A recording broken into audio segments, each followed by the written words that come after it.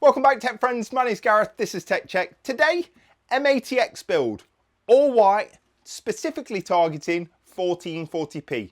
Can do it all PC for not breaking the bank. So, parts listed down below in the description if you're looking to pick up any of these.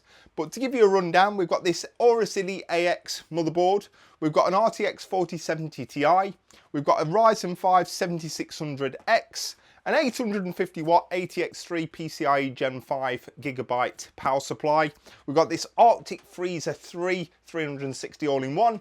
We've got 32 gigs worth of DDR5 at 6,000 megatransfers per second. Then we've got two Gen 4 M.2 drives, 1.5 terabytes in total. All housed in this ATX or MATX PC case from Sahara Gaming, and it's the M808. I hope you enjoy it, guys. If you do, smash that like button, consider subscribing, follow along, and if you enjoy, comment down below. I'd love to hear if you guys are going MATX as well. Let's do it. So we'll kick the show off with the motherboard, guys. As I said, Aorus B650M Aorus Elite AX Ice. Fantastic looking motherboard. Hopefully it houses all these parts and brings this white build together. Let's get the motherboard out of the box on top of the safest place where we can put it all together. It is Wi-Fi, and it's nice to see that this actually comes with a white antenna as well. So I went for this motherboard primarily because of the form factor, plus because it's fully white as well, and it doesn't hurt that it performs fantastically well. We've got 192 gigabytes worth of DDR5 capabilities. We've got PCIe Gen 5. We've got two M.2s, one which is Gen 5, one which is Gen 4.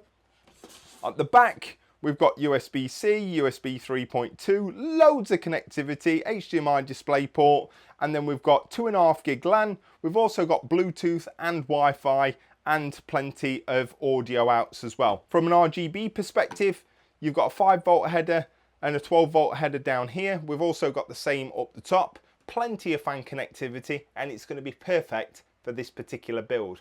Let's get on to putting that 7600X in there. 7600X, 6 cores, 12 threads, latest gen, performs fantastically well.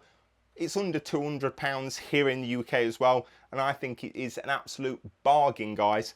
A real powerhouse. Going back to like the 5600X, don't think you can go wrong, especially if you're looking to game at 1440p. Absolutely perfect. So to install our CPU, we can open up our retention arm and then open up our particular socket. We just need to match the triangle that's on the CPU with the triangle that's on the actual socket itself. Gently lower it down, fold down the socket and return our retention arm.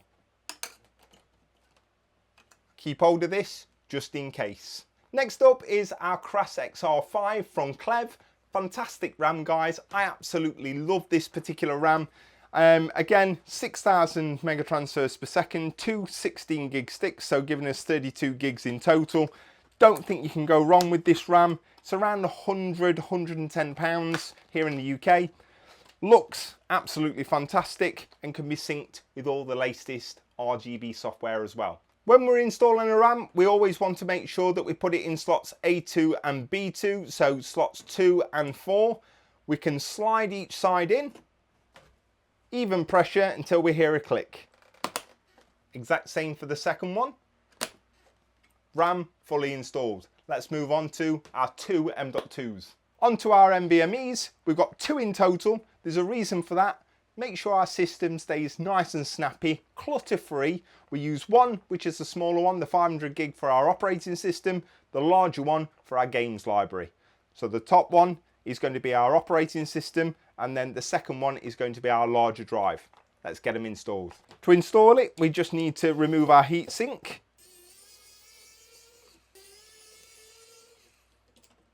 Remove that heatsink.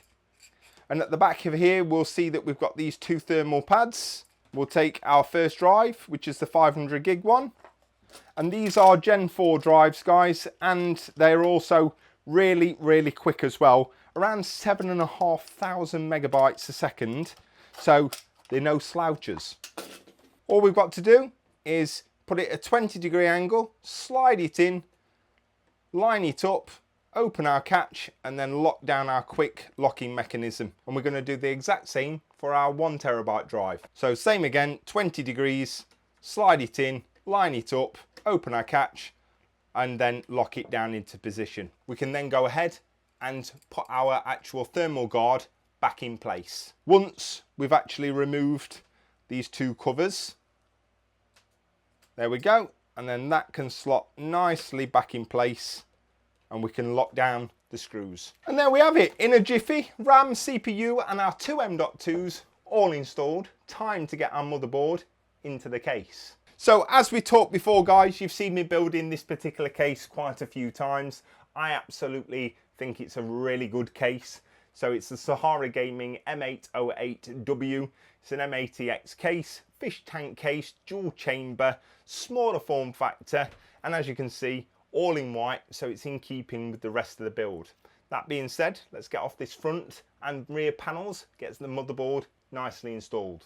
Most important part before we install a motherboard, if you've not got an integrated I/O shield, make sure that that is installed now.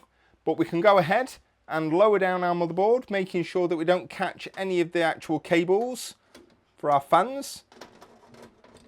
Try not to rip it across the actual standoffs as well. So what we want to do now guys is take the 9 included screws and we're going to populate all of those holding the motherboard in position. So I'll put my center pin in first, or my center one in first. You don't need to go to OTT here, as long as they've actually made a good contact with those grounding pins, you'll have a lot less issues. A magnetic screwdriver also comes in really handy. As you can see guys, this is starting to come together really nicely. The next step is getting our all-in-one installed on top of our CPU and at the top of this MATX case.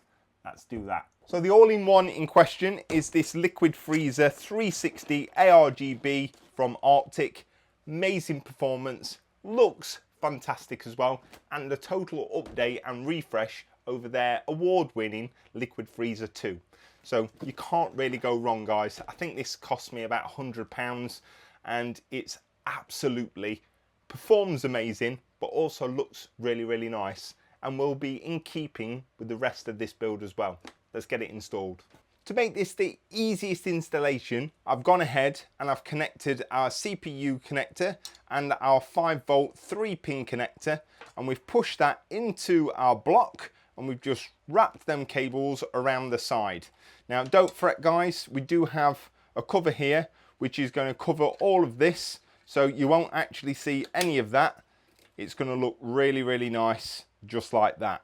So that snaps on and snaps off, but we'll put that on right at the end. Now that our cable's in place, we don't have to actually worry about assembling our 3 120mm fans because they also come pre-applied, saving you a little bit of screwing time as well. We've got our 2 brackets, we've got our 12 screws, 12 actual washers, 4 black screws, and then our 4 spacers. So if you're going ahead and installing this on an AMD CPU, you can follow this along. Failing that, Arctic's got some fantastic video tutorials using the QR code, or visit their website. It's like a 2.5–3 minute video, but this is a very quick, easy installation. Let's do it. So first step is we want to remove our standard brackets around our socket. We can just do that by removing these 4 screws. I would highly suggest guys that you do not sell or send or chuck away these particular brackets, because if you come to change your cooler that has a different mounting option, you may find that you need it at a later date. So keep hold of these. We take our 4 black spacers and we put 1 in each corner. We can then take our brackets. You'll see here we've got a right and a left. So this one goes on to here like that. We need to make sure that they're facing inwards, and then we can screw into these particular screws. Simple and easy way of doing it is one at a time. Just put your screw through like this, and then we're just going to screw that in to our motherboard holes. Don't screw it down too tight until you get both sides in. There we go, and we can just firm that up And we're going to do the same for this side.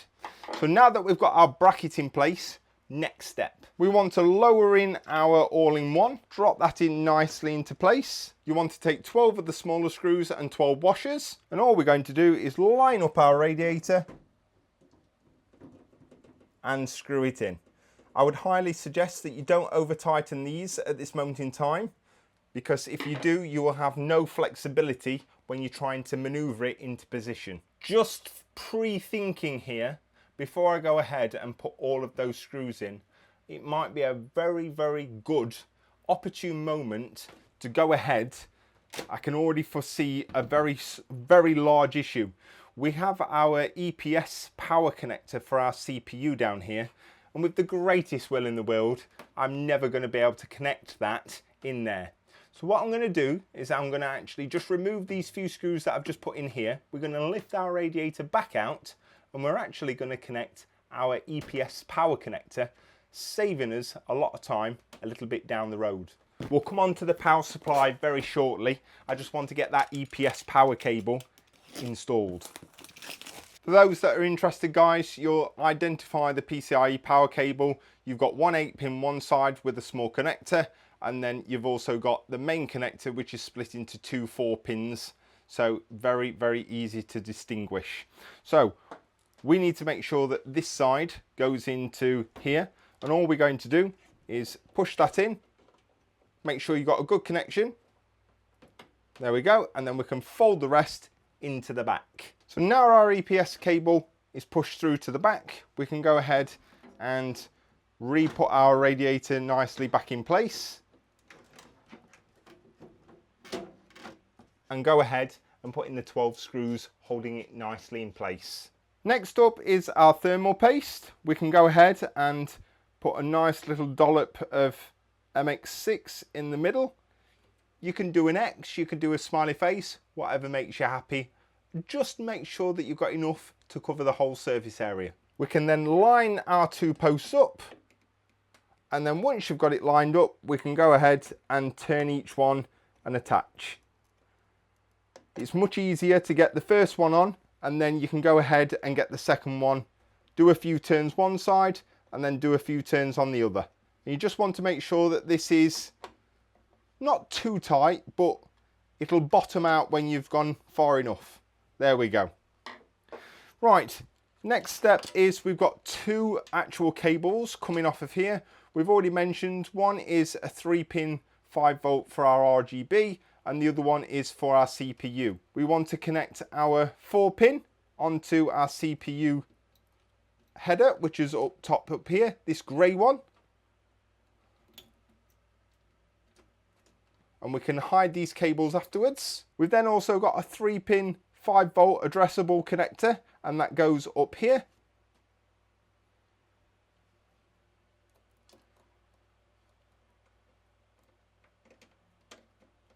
And again, we'll sort these cables out by pushing them through to the back. Last thing is to put on our face plate, and we're not too far off, guys. Let's move on to the actual power supply. I'll push all these cables through to the back, make it look a little bit nicer. Another cool little feature about this case, it comes with 3 reverse fans and then that rear exhaust fan. I purchased 2 or 3 additional fans, and it also comes with this RGB and PWM hub. Now I've got the 2 RGB connectors or 5-volt connectors here, and then I've got our 2 PWM connectors. We can also control those, power it via SATA, but we can also, if we want to, actually run the PWM and a 5-volt header to our motherboard, so we can control in the BIOS or in our motherboard software the RGB and the fan speeds as well. This particular case comes with our HD audio, our USB 2, our front power LED buttons and power switches, and then a USB 3 connector as well. So what we're going to do is move all of these out of the way, and we're going to actually proceed to installing our power supply. So our power supply of choice is this Gigabyte UD Gold 850 watt PCIe Gen 5 ATX3. What a mouthful. All you need to know, guys, 10-year warranty, 80 plus gold. It's going to be really, really good. It's in keeping because it's white, not that you're going to see it, but I just wanted to make sure that it was all white. It also comes with a whole host of particular cables, including the cable that we need, which is our 600 watt high power cable. We've got our 4 included screws, and then we also have our actual PSU unit itself.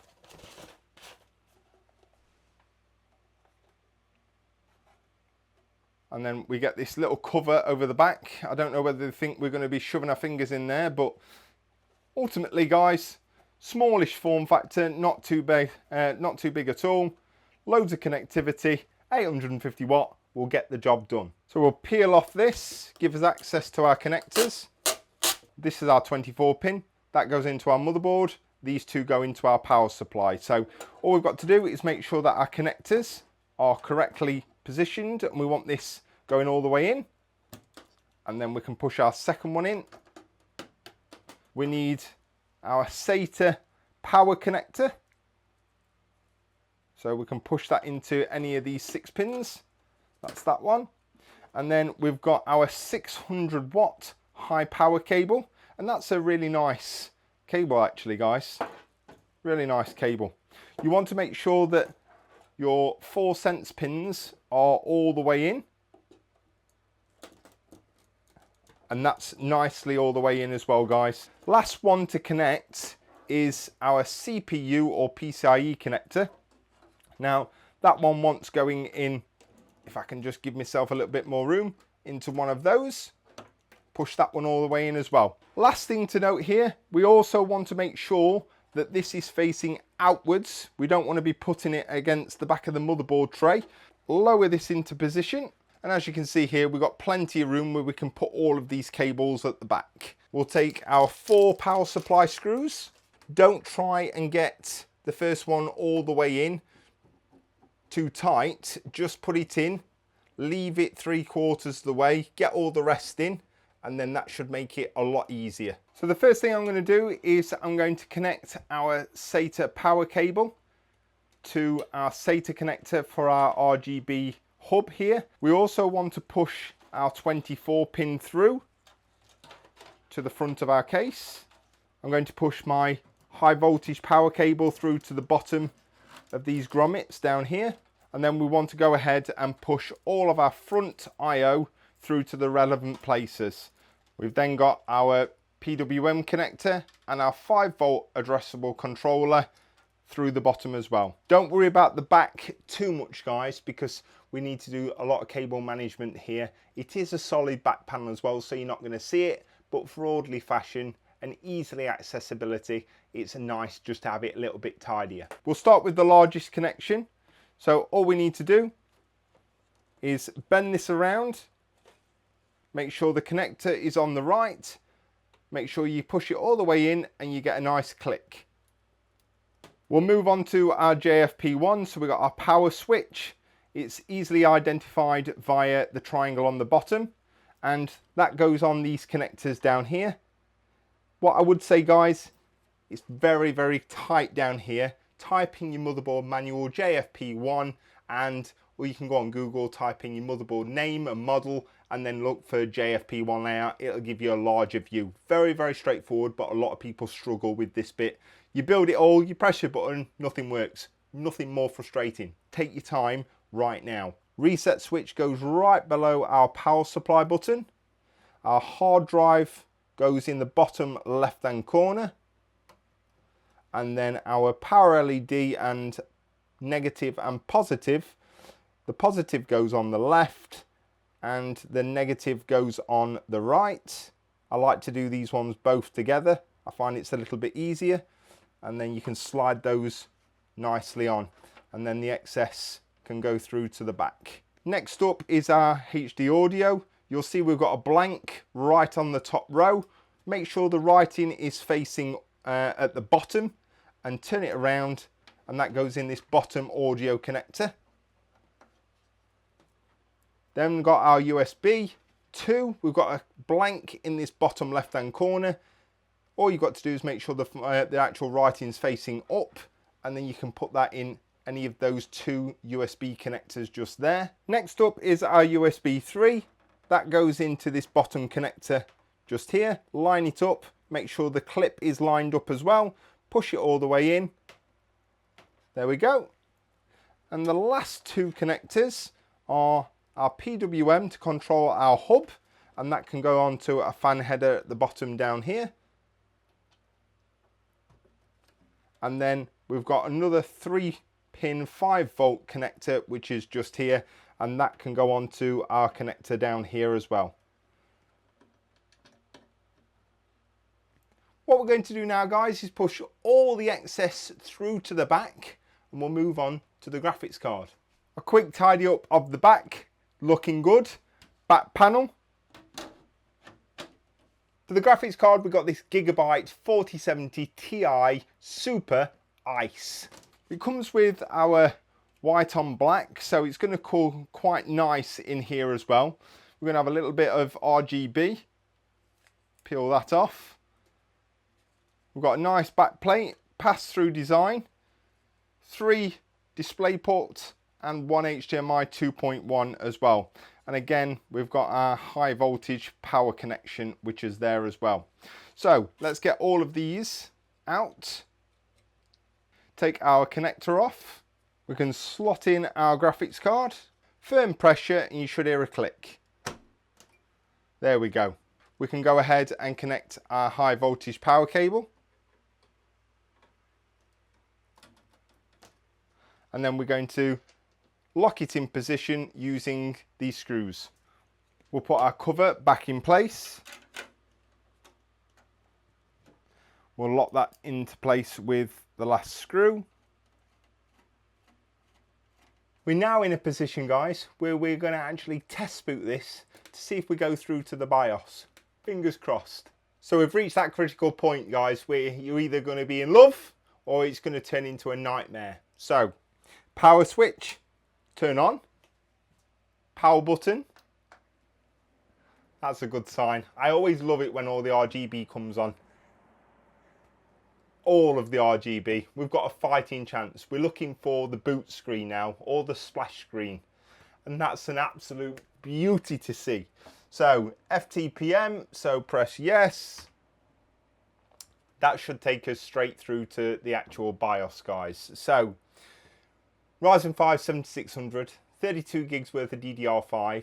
We've got an RTX 4070 Ti Super, 1.5 terabytes worth of Gen 4 NVMe's, 850 watt power supply, and it's all put into this M808 case from Sahara Gaming, and the CPU's being called by that Arctic Liquid Freezer 360. So there we go. BIOS configuration changes, and we're straight through to the BIOS, which is absolutely fantastic. So in my eyes, guys, this is a very, very nice, clean, easy build for you guys if you're looking for a white build, an MATX build, and especially something that's going to perform fantastically well at 1440p. Again, all the links for all these parts are going to be down in the description. There will be Amazon affiliate links. Doesn't cost you anything more, but it really helps the channel out. If you've got any questions whatsoever, comment down below. I get back to every single one. If you've enjoyed the build, smash that like button. Consider subscribing, because there's about 95% of you that haven't pressed that subscribe button either. I'm hoping that you've enjoyed it. If you have a great weekend. If you haven't, let me know why. I'll see you in the next one. Take it easy.